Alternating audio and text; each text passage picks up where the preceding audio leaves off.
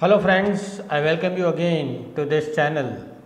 Friends, in one of my previous videos, I discussed John Donne as a metaphysical poet. After having uploaded that video, I received so many comments, so many questions by some of my students. They wanted to know about John Donne's use of conceits, and they requested me to upload another video on the meaning of conceits and how John Donne has used these conceits in his poetry. So friends, as per your demand, I am here with you again with another video on John Donne's use of conceits in his poetry. John Donne, as we know, was born in 1572 and died in 1631, and he was the Elizabethan poet. In fact, he wrote his poems towards the end of the age of William Shakespeare or towards the end of the Elizabethan Age. John Donne in English literature has been considered as the pioneer of metaphysical school of poetry. The term metaphysics means something which is beyond physics. It is mainly concerned with supernatural or mainly concerned with something which is transcendental.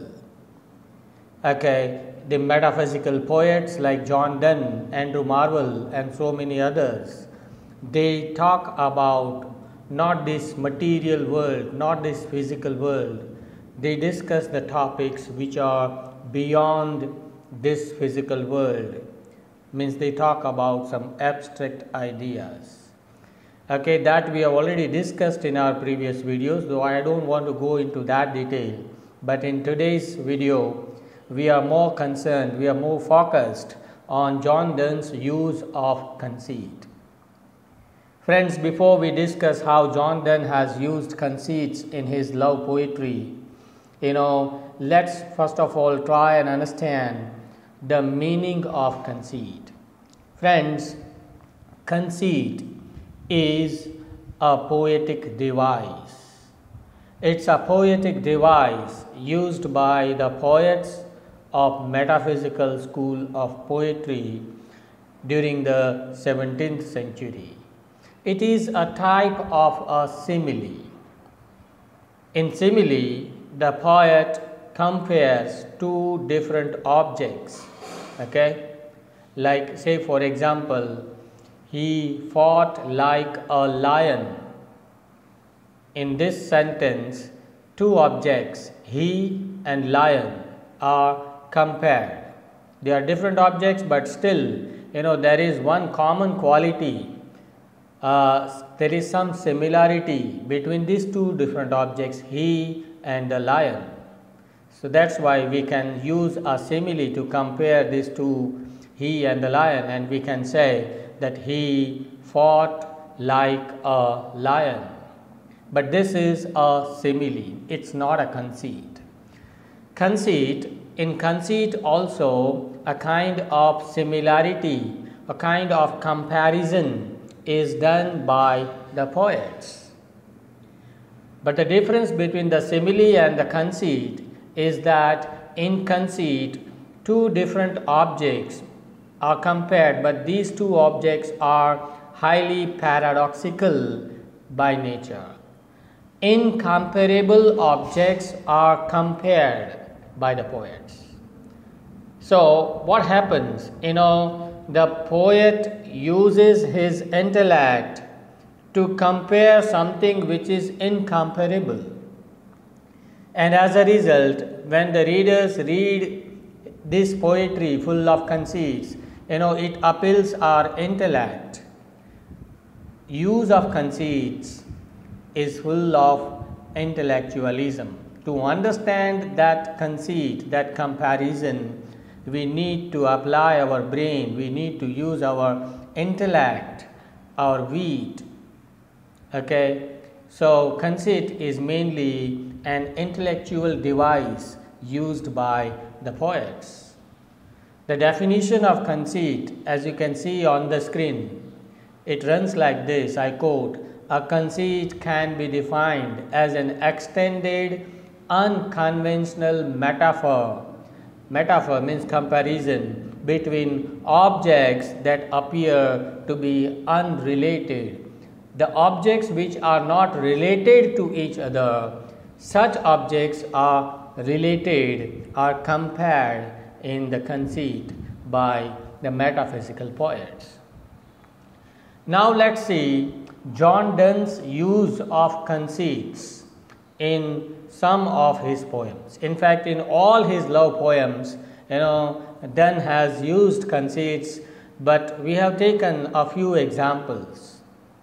In his poem, A Valediction Forbidding Mourning, he has attempted to convince his beloved or his wife that departing is a positive experience which should not be looked upon with sadness. He is departing from his beloved, from his wife, but at that time his wife is sad, so he convinces his wife that it's not a matter of sadness. As a virtuous person passes away from this life, from this world, he lives peacefully. In the same manner, we can depart peacefully and with happiness. And that's why he writes this line, "Let us melt and make no noise." He compares his condition with the condition of a virtuous man passing away from this world. This is the use of conceit. In the same poem, he compares the two lovers to the pair of legs of compass. You must have seen a compass. When we were students studying in the schools, we used to use one compass, a tool to draw a circle. So he compares. Now this is something very alarming. This is a striking comparison. It is an alarming comparison that he compares the two lovers with the two legs of the compass. Like the compass, they have one central point, love, and two sides of the compass. They are compared with two bodies of two lovers. Okay? Here he writes, I quote, "If they be two, they are two so, as stiff twin compasses are two. Thy soul, the fixed foot, makes no show to move, but doth if the other do." So this is also the use of conceit in valediction. In his another poem, The Good Morrow, we again find something very startling and shocking and very fantastic conceits which had never before found, which had never been used by any poets in the history of English literature. Here he says that the lover is a whole world to his beloved and she is the whole world to him. In fact, he compares himself to all the princes and he compares his lady to all the states, and he compares this world with the world of God. God created this world which has two hemispheres, and he says our world has two hemispheres, and he proves the point by using his wit that our world is better and far better than the God's world. Here he writes, "Where can we find two better hemispheres without sharp north, without declining west?" So this is also the use of conceit. In his another poem, The Sun Rising, he says that the beloved lying in the bed by the lover's side is to his both West and East Indies. The beloved is all states and the lover is all princes. He says, "She is all states and all princes I, and nothing else is." This is one of my favorite poems written by John Donne, The Flea. Here John Donne has compared the union of love with an insect. I mean, before John Donne, nobody could even imagine that one can compare the union of love with an insect like the flea, the fly. You know, here he thinks that this flea is our marriage bed and our marriage temple, because he says that the flea sucks a tiny drop of blood from her body and then a tiny drop of blood from my body. So now my blood and your blood, they are united in one insect called the flea. So this flea is the proof of our union of our bodies. So according to the poet, it means they have got married. In fact, the poet is trying to convince his lover, his beloved, that she should not hesitate in bodily pleasures.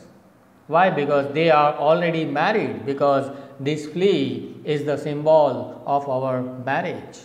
He writes here, I quote, "Mark but this flea, and mark in this, lo little that which thou deniest me is, me it sucked first, and now sucks thee, now it sucks you, and in this flea our two bloods mingled be." So he wants to prove that our bloods are mingled in the flea. So this flea is the symbol of our marriage, of our union. So the point is that by doing kind of paradoxical, by putting together the paradoxical ideas, he compares these paradoxical objects together to make use of conceit in all his poems. And this is something very outstanding. This is something very common which is found in most of the metaphysical poets, and this quality has made these metaphysical poets like John Donne as outstanding poets. At the end we can say, as far as the use of conceits is concerned, John Donne is the master writer, the master poet. For him, conceits come in his poetry as leaves come to the tree, naturally, effortless. And for the use of conceits, he stands supreme, and mostly for such uses of conceits. Donne is the best exponent of this technique of the use of conceit. And that's why Donne has been considered as an outstanding metaphysical poet. So friends, here we come to the end of this presentation. If you really liked this video, please like, share and subscribe. And if you have any doubts, questions, you can write to me in the comment section of my channel. Till then, goodbye. Have a nice day.